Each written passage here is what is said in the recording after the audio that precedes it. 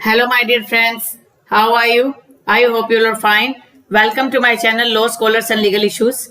I am Advocate Vanita. I am presenting here again with another important topic that is related to Limitation Act. In the last previous class of Limitation Act, we have discussed about the introduction of the Limitation Act. कि Limitation Act जो है किस purpose से लाया गया, इसको जो किस लॉ कमीशन की रिपोर्ट से इसे लाया गया, इससे पहले कौन सा एक्ट था वो हम सारा डिस्कस कर चुके हैं अपने लास्ट क्लास में। अगर आपने जो है लास्ट वीडियो नहीं देखा तो आप पहले जो वीडियो देख लीजिए, उसके बाद आज का लेक्चर आप कंटिन्यू कीजिए। चलिए आज का लेक्चर हम स्टार्ट करते हैं। देखिए लिमिटेशन एक्ट जो है वो 5 पार्ट्स में डिवाइड है। आज हम डिस्कस करेंगे पार्ट फर्स्ट बात करता है प्रिलिमिनरी की। Short title, extent and commencement. The first section says that the short title क्या है इसका? The Limitation Act 1963. Extent कहाँ है ये? Whole of India. पहले ये कहाँ extent था? Except J&K को छोड़कर। अब whole of India extent है, तो ये वर्ड जो है कब लागू हुआ, कब उसको रिमूव किया गया था? जम्मू कश्मीर के जो इस प्रोविजन का 31 अक्टूबर 2019 में। इसको आप माइंड में रखिएगा। It shall come into force on such date, ये उस डेट से एनफोर्समेंट में आएगा एज द सेंट्रल गवर्नमेंट में बाय नोटिफिकेशन। जो भी नोटिफिकेशन लाती है सेंट्रल गवर्नमेंट उसके हिसाब से एनफोर्समेंट होगी। तो नोटिफिकेशन इसका कब आया है? इसका नोटिफिकेशन आया 1 जनवरी 1964। तो ये एनफोर्समेंट कब से माना जाएगा? एनफोर्समेंट डेट होगी इसकी 1 जनवरी 1964। इसके अलावा 1 जनवरी को और कौन कौन से प्रोविजन है, कौन कौन से एक्ट लागू किए गए हैं?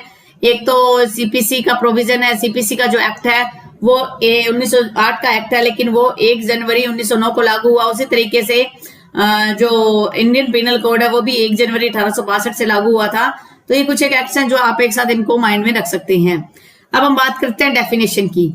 डेफिनेशन में ए से लेके एन तक डेफिनेशन है। डेफिनेशन के बिना कुछ भी जो है हम आगे उसे डिस्कस नहीं कर पाएंगे। किसी भी एक्ट को समझना बिना डेफिनेशन के नील हो जाता है। इन दिस एक्ट, इस एक्ट में unless the context otherwise required, unless कहीं कुछ और ना दिया हुआ है उसको छोड़कर। ए बात करता है एप्लीकेंट। एप्लीकेंट कौन होगा? एप्लीकेंट इंक्लूड्स की बात करता है। इंक्लूड का मतलब है शामिल है। कौन कौन इसमें शामिल है? अकेला एक व्यक्ति एप्लीकेंट नहीं कहा गया। इसे एप्लीकेंट मीन्स ऐसा नहीं बोला गया। ये कहते हैं एप्लीकेंट इंक्लूड्स। एप्लीकेंट में कौन कौन शामिल होंगे? पेटिशनर।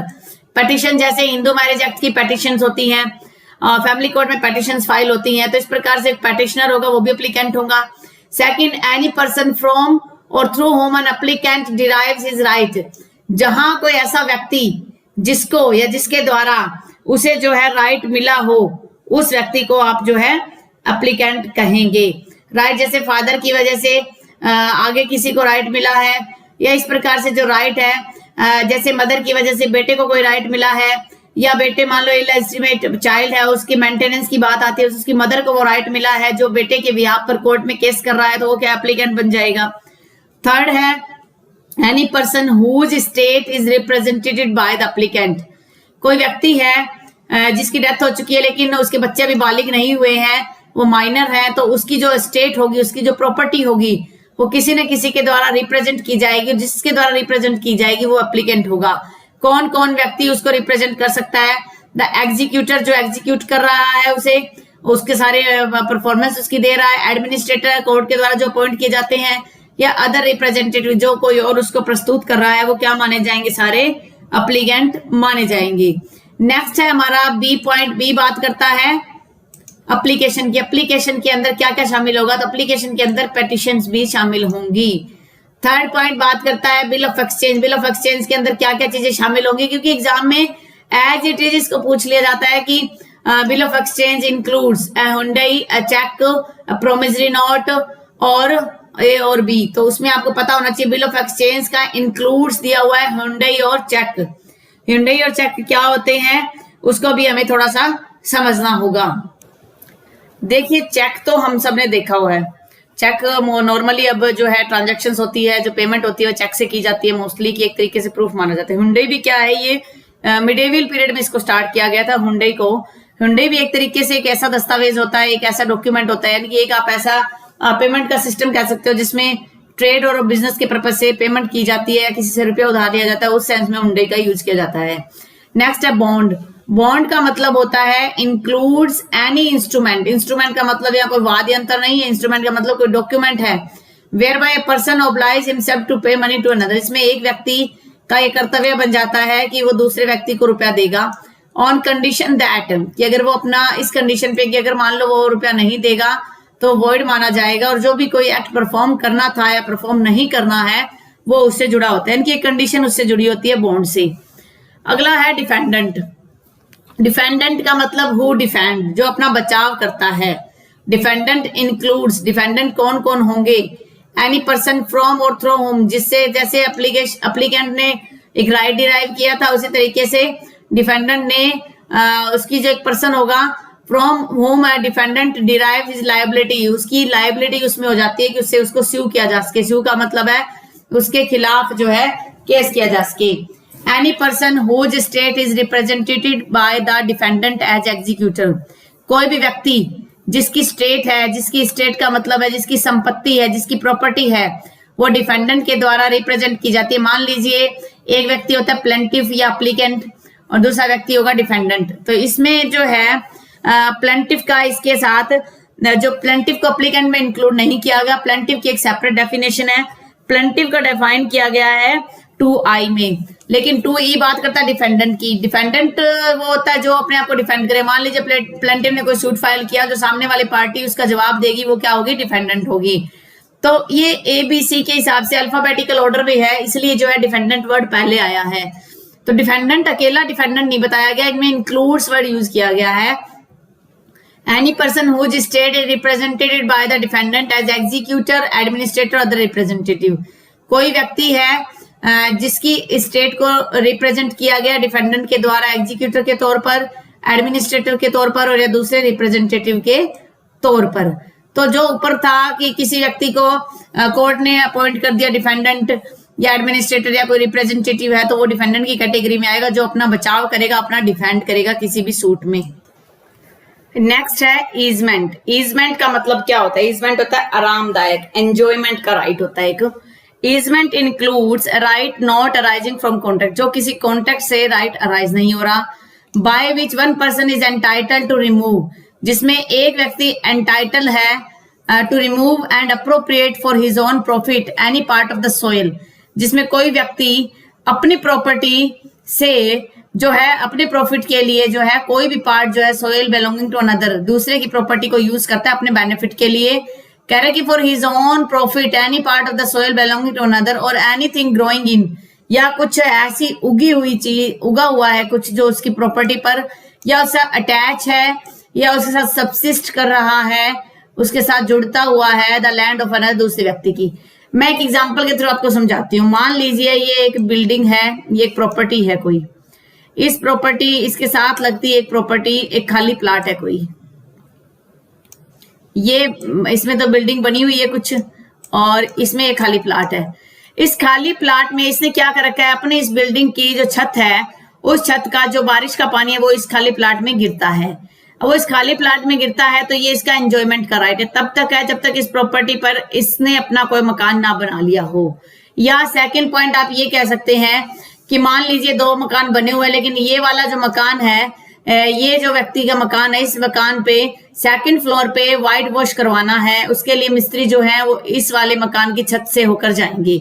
तो इस प्रकार से एक ईजमेंट का राइट है, राइट ऑफ एंजॉयमेंट है, जो है यहाँ पर इस व्यक्ति को मिला हुआ है। नेक्स्ट बात करते हैं हम फॉरेन कंट्री। फॉरेन कंट्री में कौन शामिल होता है? फॉरेन कंट्री का मतलब हर वो कंट्री जो इंडिया नहीं है वो फॉरेन कंट्री माना जाएगा। तो कोई भी कंट्री जैसे पाकिस्तान, वर्मा, म्यांमार, वर्मा को जो म्यांमार नाम दिया गया है वो जो है फॉरेन कंट्री ही मानी जाएगी।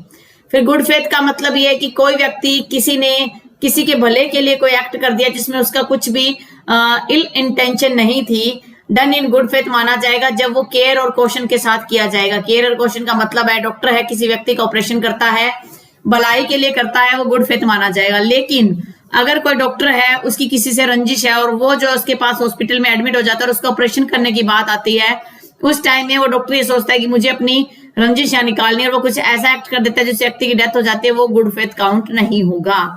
अगला डेफिनेशन हमारे पास है प्लेंटिफ।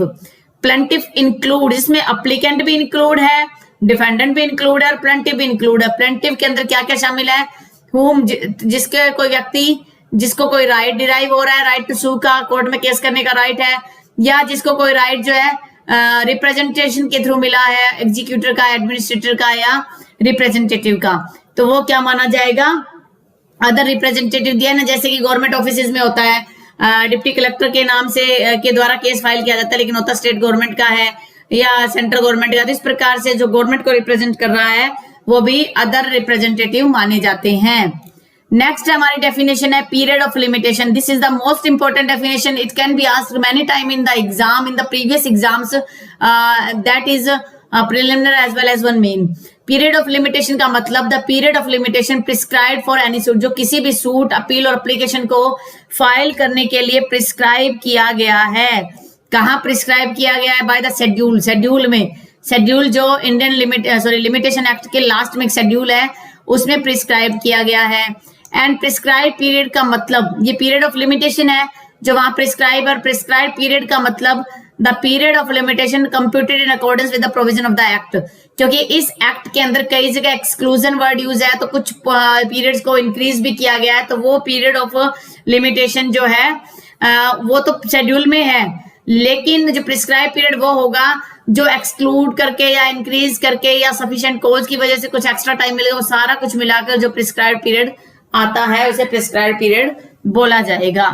नेक्स्ट है promissory note means any instrument. Promissory note क्या एक तरीके का ऐसा दस्तावेज है, डॉक्यूमेंट है, वेयर बाय द मेकर, जो उसे बनाता है, एब्सोल्यूट टू पे, वो क्या कहेगा, पूरी तरह से पे करेगा पेमेंट जब भी डिमांड होगी या जब भी उसको जरूरत पड़ेगी किसी व्यक्ति को। एक व्यक्ति मान लो ए है, इसने बी से रुपया लिया, ठीक है, और बी ने एक प्री नोट जिसे बोलते हैं, पर नोट जिसे बोलते हैं, उस पर लिखवा लिया कि इतना रुपया ये ले रहा है और जब भी बी को जरूरत पड़ेगी ए वो रुपया वापस दे देगा, वो क्या होता है, प्रोमिसरी नोट होता है। नेक्स्ट है सूट। सूट का मतलब क्या है, सूट में, सूट एक सिविल नेचर का होता है, सूट जो सिविल केसेस जिसे बोलते हैं वो सूट के थ्रू फाइल होता है। इसके अंदर क्या चीज शामिल नहीं होगी, इसमें अपील शामिल नहीं होगी, क्योंकि अपील तो वो सिविल नेचर की भी हो सकती है और क्रिमिनल नेचर की भी हो सकती है। एप्लीकेशन शामिल नहीं होगी, क्योंकि एप्लीकेशन के अंदर जो है हमने पढ़ा था पेटिशन भी आता है। तो पेटिशन जो है मैरिज डिस्प्यूट्स हैं या ट्रिब्यूनल्स हैं जहां पेटिशन फाइल होती हैं।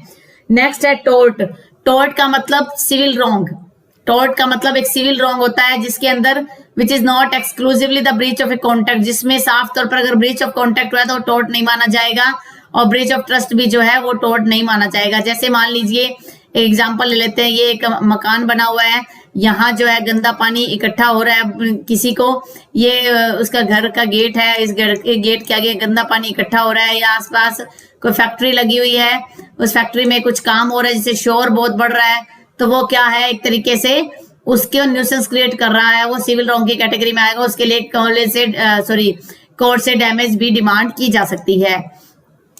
डैमेज और कंपनसेशन में फर्क होता है। डैमेज का मतलब जो व्यक्ति को नुकसान हुआ उस नुकसान के बदले में पेमेंट करना, और कंपनसेशन की नुकसान तो हुआ, उसके साथ साथ जो अदर कंसिक्वेंसेस उस व्यक्ति को भोगने पड़े वो कंपनसेशन होता है। नेक्स्ट है ट्रस्टी। ट्रस्टी क्या होता है, जो किसी ट्रस्ट को संभालता है, कोई एक ट्रस्ट है उसको संभाल रहा है। ट्रस्टी के अंदर क्या क्या इंक्लूड नहीं है, इसमें डज नॉट इंक्लूड से स्टार्ट हो रहा है। ये डज नॉट इंक्लूड का मतलब ये चीजें इसमें शामिल नहीं होंगी, इसके अलावा बाकी सारी क्या है, शामिल है। क्या इंक्लूड नहीं है, बेनामीदार, mortgagee, remaining in possession after the mortgage has been satisfied, जो मॉर्टगेज का रिडम्पशन हो गया है, टाइम कंप्लीट हो गया, उसके बाद कोई मॉर्टगेजी है जो अभी भी उस प्रॉपर्टी पे कब्जा करके रखा है, या कोई व्यक्ति जिसने गलत तरीके से बिना किसी हक के जो है उस प्रॉपर्टी पे कब्जा कर लिया। या बेनामीदार वो होता है कि जो इस प्रॉपर्टी पर वो बैठा है वो प्रॉपर्टी किसी और के पैसे से खरीदी गई है, बेनामी प्रॉपर्टी खरीदी गई है। हालांकि बेनामी प्रॉपर्टी से रिलेटेड अब तो एक मौजूदा टाइम में एक्ट बन चुका है, लेकिन फिर भी बेनामीदार जो है वर्ड यहाँ यूज किया गया है, इसकी कहीं ना कहीं तो कुछ कंसिक्वेंसेस होंगे, कुछ रिक्वायरमेंट रहेगी, इसीलिए इस वर्ड को यहाँ रखा गया है। तो आज हमने कवर कर लिया है द लिमिटेशन एक्ट 1963 का सेक्शन 1 और 2 part 1, that is starting from A to N तक। दोबारा से ए बात कर रहे हैं एप्लीकेंट, बी ए आप ऐसे याद कर सकते हो, double A applicant, B A application, C B bill of exchange, D B bond, E defendant, F easement, G foreign country, H good faith. Good faith जो है सेक्शन 52 ऑफ आईपीसी में भी मेंशन है, ये भी माइंड में रखना। Plaintiff I, IP, JP period of limitation, के promissory note, L suit, M टोट, एन ट्रस्टी। बार बार रिवाइज करो, ऑटोमेटिक याद हो जाएगा, मेरे रटने की जरूरत नहीं रहती है। तो आई होप आपको मेरा आज का वीडियो अच्छा लगा। अगर आपको आज का वीडियो अच्छा लगा तो आप मेरे वीडियो को लाइक कीजिए। अगर आप मेरे चैनल पे न्यू और फर्स्ट टाइम इस वीडियो को देख रहे हो तो मैं आपसे रिक्वेस्ट करती हूँ आप मेरा चैनल सब्सक्राइब कर लीजिए और बेल आइकन पर क्लिक कर दीजिए, जिससे फर्दर जैसे ही कोई वीडियो की नोटिफिकेशन आए तो आपको फटाफट उसका पता चल जाए। कोरोना के इस पीरियड में आप अपना, अपने फैमिली मेंबर्स का, अपने नेबरहुड का ध्यान रखिए। Stay home, stay safe, stay healthy. Thank you for watching. Have a nice day.